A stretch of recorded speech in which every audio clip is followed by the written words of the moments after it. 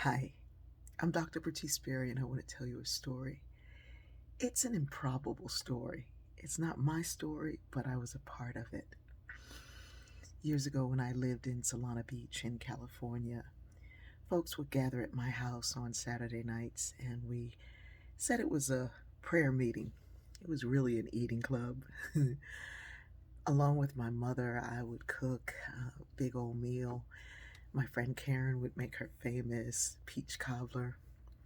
We would cook together and then we would eat together and we would discuss the issues and concerns for ourselves and for our neighbors. After a while, my entire neighborhood started showing up, and people were of many, many faiths and some who didn't believe in God at all. It didn't matter. We discussed what our concerns were and then we prayed about it. Actually, the prayers were very short. My mother would always close with the prayer. The prayer took no time at all, because by the time we got to whatever it was we would pray about, we had found a way to solve it within our group. I remember once someone came and they had a gas leak in their home, but the city wasn't doing anything, the landlord wasn't doing anything about it. And so Karen spoke up and said, I have an extra bedroom. Why don't you stay with me until it can be figured out? Somebody who knew somebody who worked with the city said that they would get on it. Somebody else said they worked at an insurance company and their job was to find part-time housing for people in situations like that. So she would get it for cost, get something for cost. The cost was really low, and within that group, we raised the money in a matter of seconds to cover it. We would go through like that and find ways to find solutions among ourselves, and then we would pray. We'd pray for ourselves and for our neighbors. In the other room down the hall, my kids and all the kids who came were there discussing their problems, their issues, their things that were going on in school. And at the end, my son would lead them in prayer. And he was just a teenager himself. It was an interesting time. One night, a woman said she didn't know if she was going to be coming anymore because she couldn't speak out loud what she wanted God to do for her. So we sat in silence until she could speak, and she did. She said for years she had been wishing to be reunited with her daughter, who she'd given up for adoption. She'd been raised in a very strict family, and they were not allowed to do half the things that she says she did. And so she said she did. She got pregnant, and she was forced to give up her child, but she never stopped wanting that child. Someone in the group knew of a website that she could go to and said, you should register on here, and then we'll go to work and we'll go and dig in and start to look. And so she said, okay, but I don't know how this can work.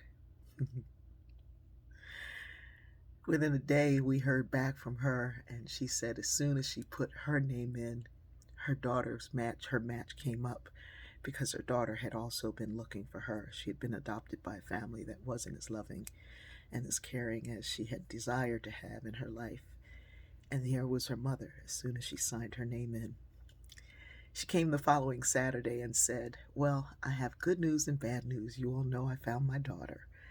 And the bad news is I'm moving. She would love for me to live near her. And so her daughter was actually living in the town that she was from. So she was going to be going to live with her daughter and help raise her grandchildren and just live down the road from her.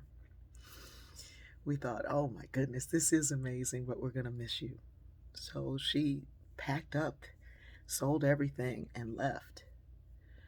2 weeks later, we heard from her. She called us in and said, I have news for you all. Oh, I forgot something. Before she left, she said, pray for me again. And we said, what? And she said, I want to get married. And we were like, well, girl, who in here don't? Good luck with that. So she called back 2 weeks later and said, I have good news. And we were like, what, you getting married? And she's like, yes. And we were like, stop playing. How? And she said, well, my daughter went looking for her father and she found him. And we got together And we never stopped loving one another, even though we were pulled apart all those years ago. He's been married and divorced, and I was married and divorced, and we always yearned for one another. And so we're getting married.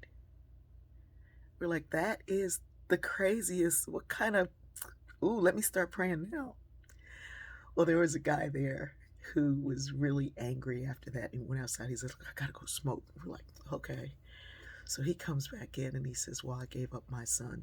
I gave up the rights to my son years ago. I had a drug problem. I was in trouble. And I really would want to see my son, but I was so horrible. I know God won't do for me what God did for her. So we're like, well, we'll pray and at least pray for your peace. So the next day he calls me and he goes, see, God didn't do it for me. And I was like, well, give it a minute. You gave up your son 18 years ago. Give it a minute. And so we're on the phone talking. He says, hold on, I got to call on the other line. And he comes back and he goes, I don't know what to do. I don't know what to do. I don't know what to do. I said, what? He said, that's my son on the other line. I said, then why are you talking to me? And he was able to reunite with his son. Here's the thing, people.